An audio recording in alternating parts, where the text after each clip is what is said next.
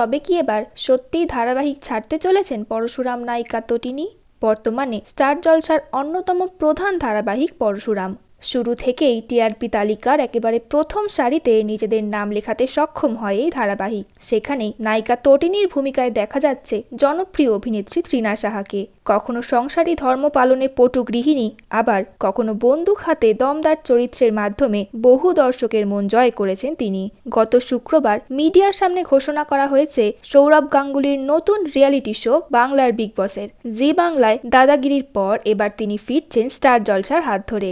শুক্রবার সেই ঘোষণা অনুষ্ঠানেই সঞ্চালিকার ভূমিকায় দেখা যায় অভিনেত্রী তৃণাকে। এরপর থেকেই শুরু হয় জল্পনা। স্বাভাবিকভাবেই সবাই ভাবতে থাকে বাংলা বিগ বসের জন্যে তবে কি এবার প্রধান নায়িকার চরিত্র থেকে বিদায় নিচ্ছেন তৃণা। এ বিষয়ে তার কাছে জানতে চাওয়া হলে অভিনেত্রী স্পষ্টভাবেই জানিয়ে দেন কোনোভাবেই তিনি পরশুরাম ধারাবাহিক ছাড়ছেন না। তাই বিগ বস সিজন 1-এ থাকার কথা তিনি ভাবেননি। তিনি না থাকলে পরশুরামের কি হবে, তার বাচ্চাদের কি হবে? তাই এই মুহূর্তে তটিনীর ধারাবাহিক ছাড়ার কোনো প্রশ্নই উঠছে না।